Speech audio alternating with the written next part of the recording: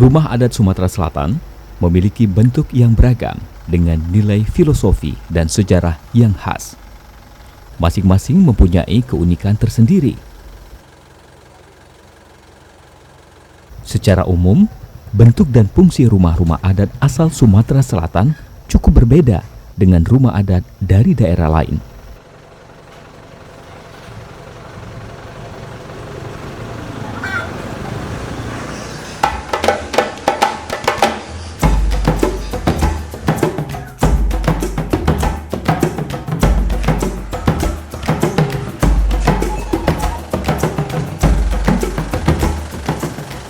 Wilayah Sumatera Selatan memiliki kondisi geografis yang berbeda.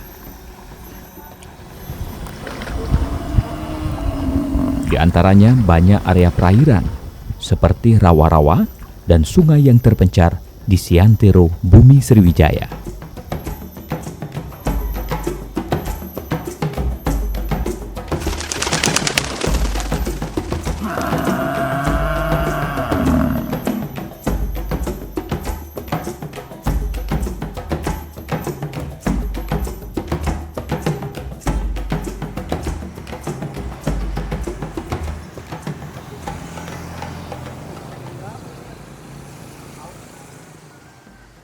Salah satu rumah yang paling populer dan terus berkembang arsitekturnya hingga kini adalah rumah knockdown atau rumah bongkar pasang.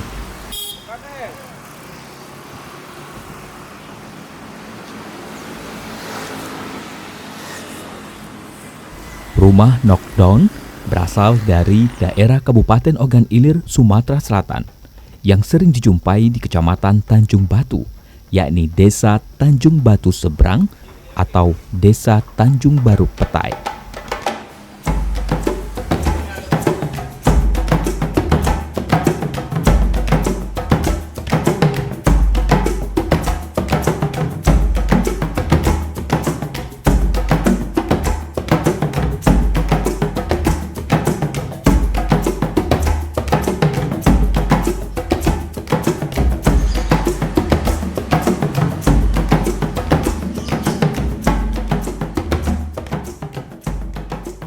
Desa Tanjung Batu adalah desa yang menjadi ibu kota kecamatan di Kabupaten Ogan Ilir, Provinsi Sumatera Selatan. Sebagian besar wilayah di Tanjung Batu dapat dijangkau dengan kendaraan darat, baik itu roda 2 maupun roda 4. Kendaraan laut seperti perahu hanya bisa digunakan pada musim penghujan.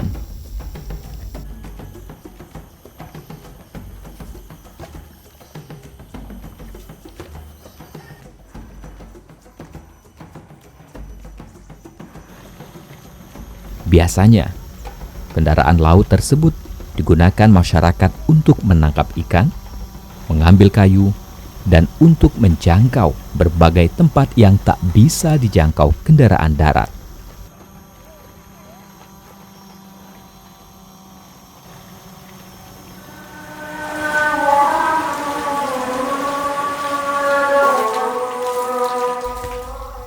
Seluruh penduduk yang berdomisili di Tanjung Batu umumnya beragama Islam,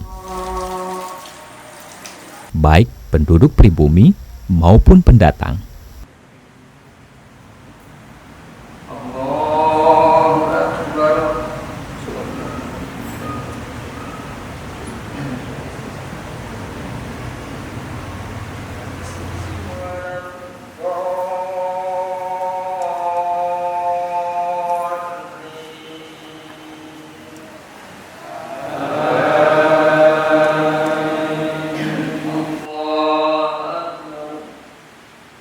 Adat istiadat pun masih bernafaskan keislaman.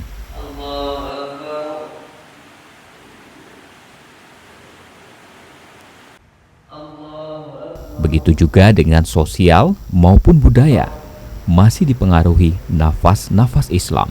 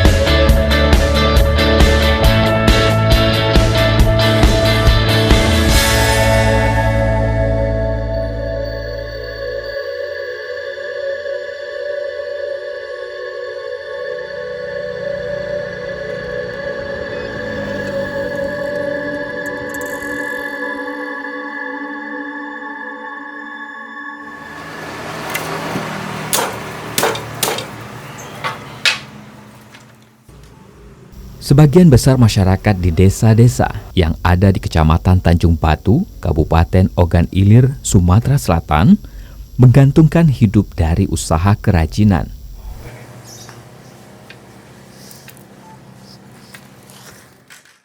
Mulai dari tenun songket dan pandai emas.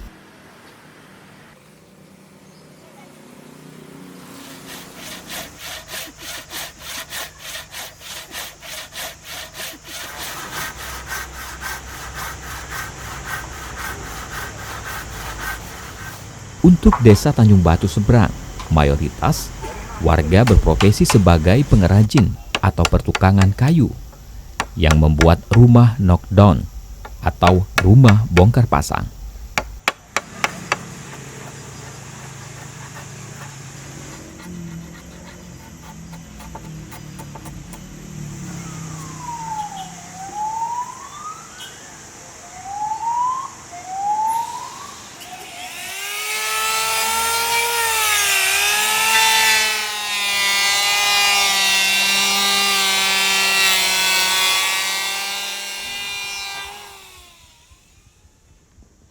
Kerajinan pertukangan kayu rumah knockdown adalah keterampilan turun-temurun yang merupakan warisan pendahulu.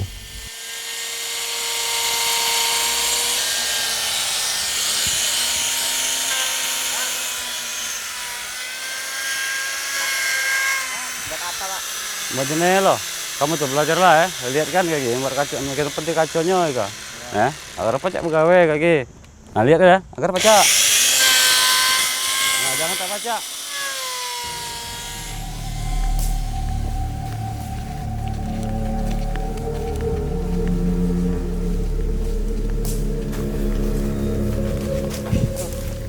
Konon, rumah knockdown merupakan warisan dari salah satu pati Kesultanan Palembang bernama Usang Sungging atau Abdul Hamid yang terusir dan hijrah ke daerah Tanjung Batu.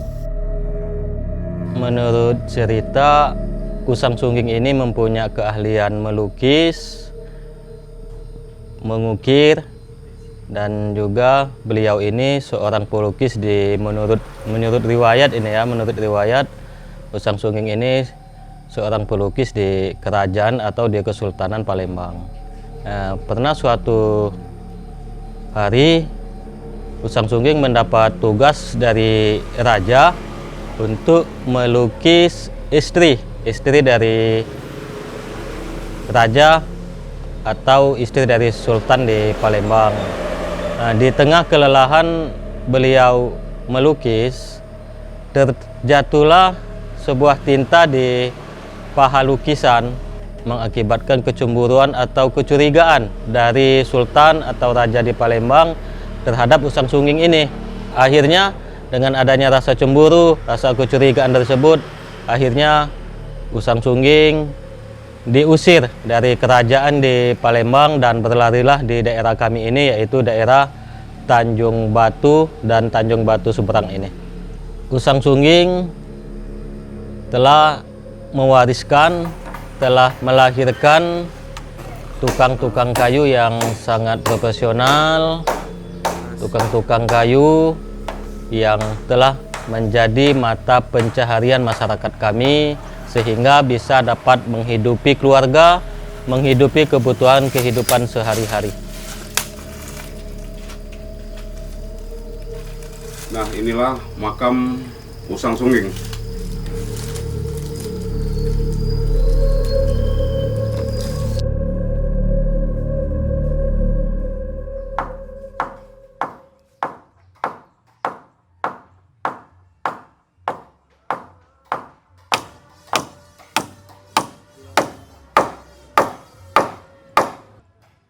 Hampir semua bagian dari rumah knockdown terbentuk dari kayu.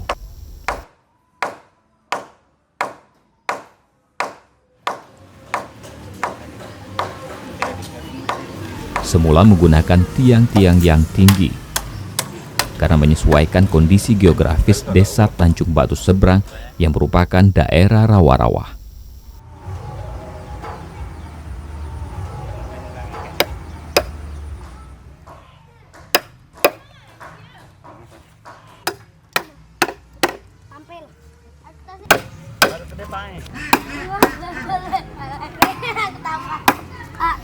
Sedangkan untuk pemilihan kayu dilakukan bukan tanpa sebab, namun menyesuaikan dengan karakter kayu dan kepercayaan masyarakat di Sumatera Selatan. Uniknya, dahulu jenis-jenis kayu yang digunakan merupakan kayu unggulan dan dikabarkan hanya tumbuh subur di daerah yang beribu kota di Palembang.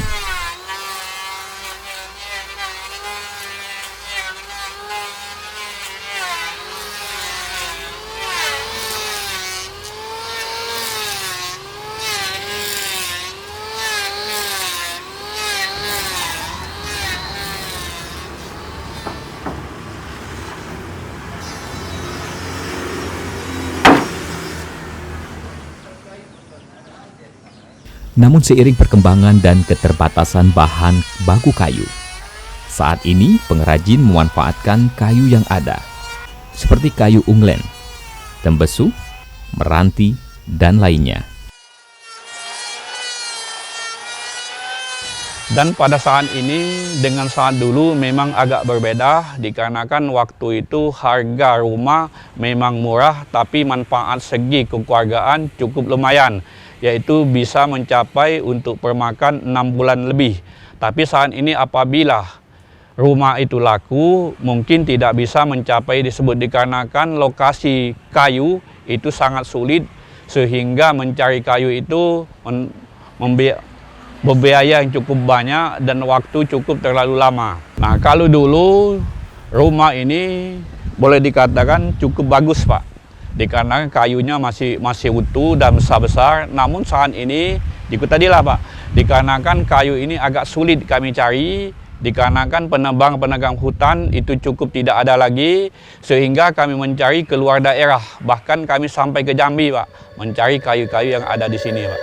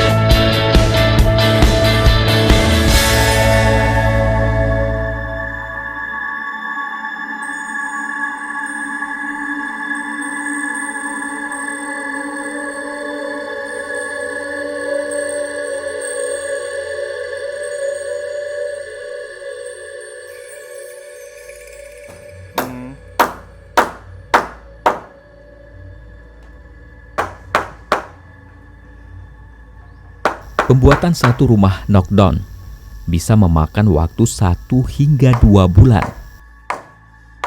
Tergantung pada luas persegi dan desain bentuk yang akan dibuat.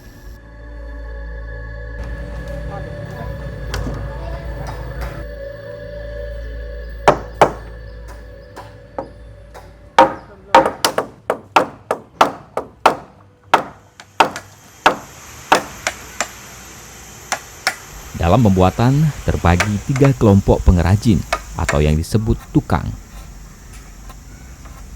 Yang pertama, kelompok khusus merangkai pondasi. Kelompok ini biasanya memulai dengan mengukur kayu sesuai ukuran pesanan.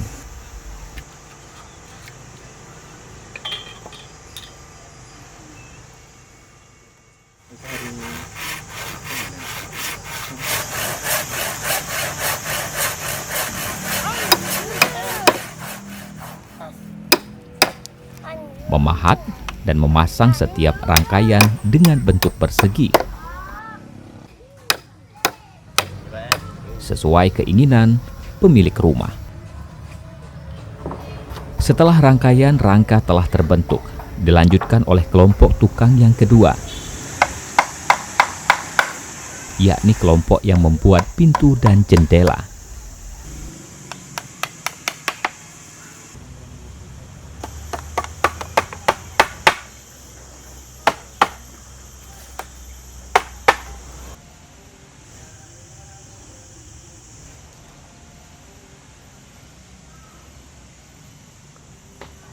mereka memasang jendela di sisi depan maupun samping yang disesuaikan dengan jumlah ruangan.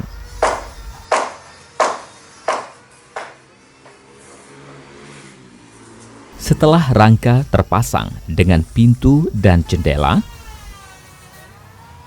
barulah finishing ke bagian kelompok yang ketiga, yakni memasang dinding, lantai, serta atap.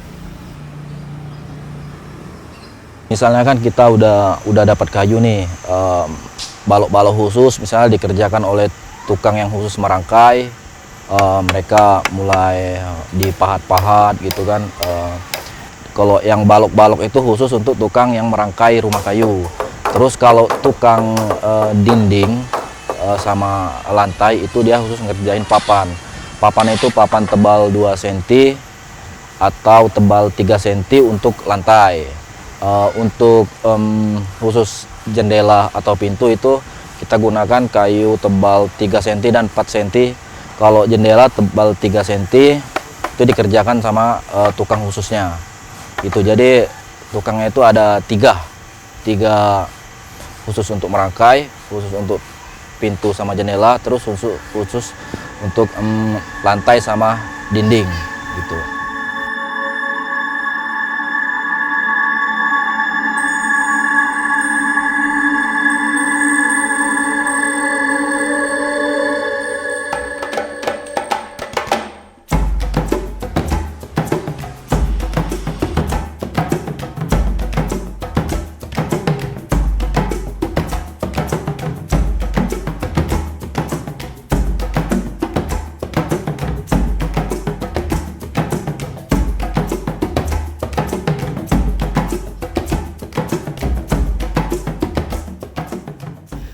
Seiring perkembangan zaman, model dan desain rumah dan gazebo bongkar pasang tersebut sudah mengalami banyak perubahan, di mana desain lebih elegan dan kreatif,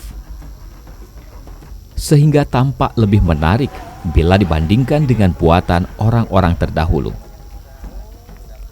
Desain yang disesuaikan dengan permintaan pelanggan, seperti rumah adat daerah lain, contohnya desain rumah lumbung yang merupakan rumah adat suku Sasak, Kepulauan Lombok, Nusa Tenggara Barat, yang dibuat dengan sistem bongkar pasang, sehingga mudah untuk dipasarkan.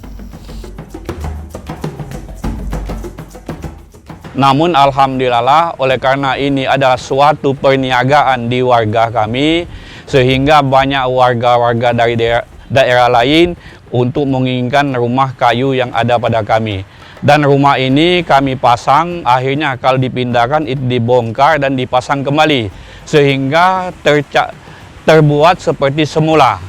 Dan akhirnya rumah tersebut itu sesuai dengan hasil kemupakatan, apakah itu tetap utuh seperti biasa atau itu ada tambahan. Misalkan kalau di desa kami ini mempunyai tiang dari kayu, sedangkan atap dari bambu. Namun di tempat yang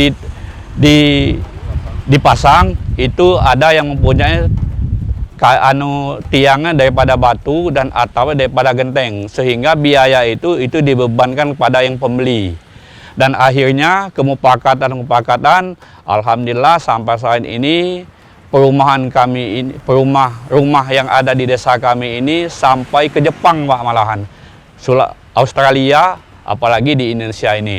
Dan ini adalah suatu mata pencarian warga kami untuk menjalani kehidupan sehari-hari.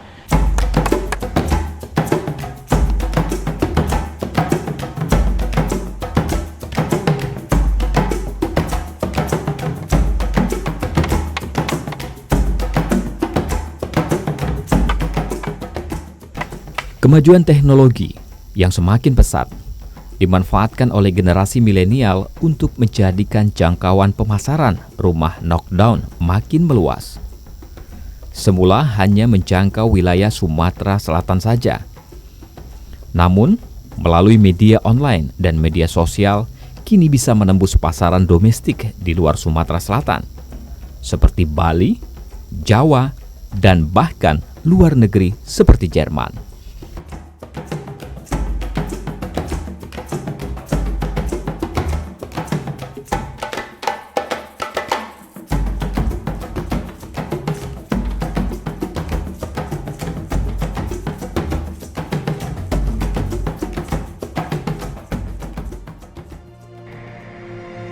Inovasi dalam bentuk dan desain untuk tetap bertahan di tengah perkembangan zaman adalah salah satu kreativitas untuk melestarikan adat kebudayaan turun-temurun yang wajib dipertahankan.